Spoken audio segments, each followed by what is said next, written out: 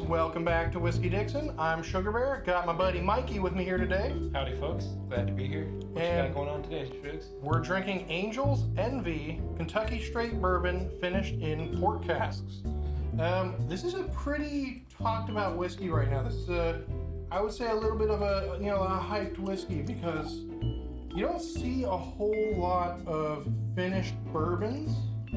But I think now you're going to start seeing a lot more, and this is kind of the one that, I don't want to say started it all, but as far as I know, this is one of the first bourbons that is using a different cask. I want to talk to you about the distillery, but this is not a distillery. This is a sourced bourbon from an unknown distillery, and then this company, which they're owned by Bacardi, actually,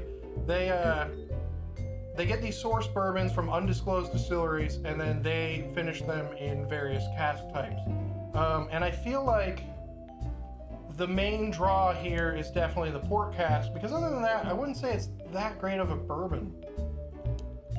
Around the nose, it's definitely way different from your normal bourbon. I'm getting like a bitter dark chocolate cacao, and also a bit of like a balsamic note. To be honest, yeah, which is that, yeah. I don't want to say off-putting, but it's a little weird to me. Tangy. Tangy, yeah. Definitely tangy. Got a tang to it. And I don't really like bourbon, so the port makes it that much more interesting. But yeah, to me, this is a good bourbon to give somebody who likes drinks a lot more like Scotch and stuff. I feel like this is an interesting middle ground because with bourbon, it's almost always only aged in the new charred oak casks, whereas when you like Scotch whiskeys are almost always finished in various different wine casks, port casks, things like that. So to me, this is just America's attempt at doing what Scotland's been doing this whole time, which about damn time, right? I mean, yeah, definitely. On the palate, this is really nice. It is very smooth. That chocolate kind of turns almost to like a peanut butter note. It's a little low proof. I wish this was higher proof. This is only 43.3, so 86.6 proof. No age statement, and we have no idea what distillery this came from. This is just an undisclosed sourced cask finished bourbon. The nose throws me off. I actually like the palate more than the nose. The nose, that balsamic note, just kind of makes it a little weird for me. I don't know. Yeah, smelling tangy isn't as great as tasting tangy. No.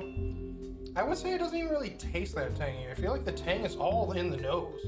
It's probably good. If it was too much of that going on, I probably wouldn't even be into this. I'd probably use it for a salad if it was. Yeah, right? I mean, it's almost like a salad dressing. I didn't even think of that. Yeah. That's a little harsh. It's not that bad. It's for $50.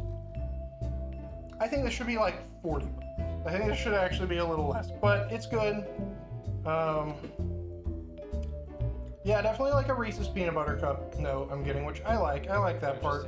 Chocolate. Usually with port, I get more fruit influence, more dark fruit. Sort of like a sherry cask, but not quite.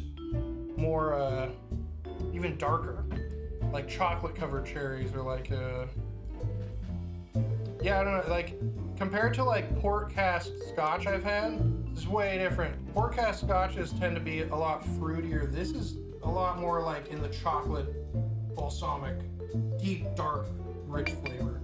I'm curious what it'd be like making some candy like chocolate with it.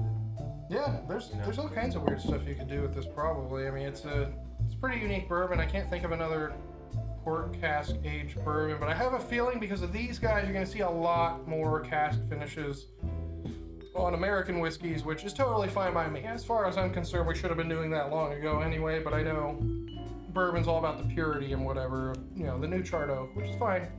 I feel like they could have used a better bourbon for this to age in the barrels. And I also feel like it could have been a little higher proof. That's just my opinion.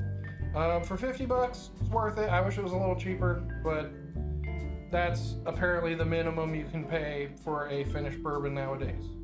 Other than that, not a whole lot to say. I mean, like I said, it's a sourced bourbon. We do not know what distillery this came from. Not bad, not bad. Fun experiment. Probably wouldn't constantly be seeking this out and buying it all the time. This is like something you should try once. Yeah, I don't know. Anything else you want to say, Mike? Hey. Like I said before, I'd buy it just to try weird stuff with it, you know. Yeah, I mean, there's a lot going on here. I'm not saying it's like challenging. It's just it's a little odd for me, I guess. I can't really get as into it as I like to. I prefer just a really good quality bourbon that's not aged in the port cask. I don't know. It's fine. Buy it or don't. Whatever. Well, thanks for watching. I'm Sugarbear. Mikey. Got Mikey here, and follow us on Instagram.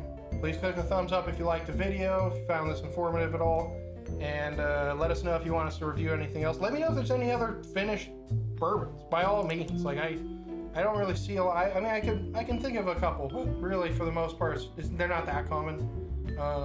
But I'd like to try others. This is an interesting experiment, and I think it worked. And yeah, we'll try some others in the future. But yeah, until next time, cheers, and keep on drinking Responsibly.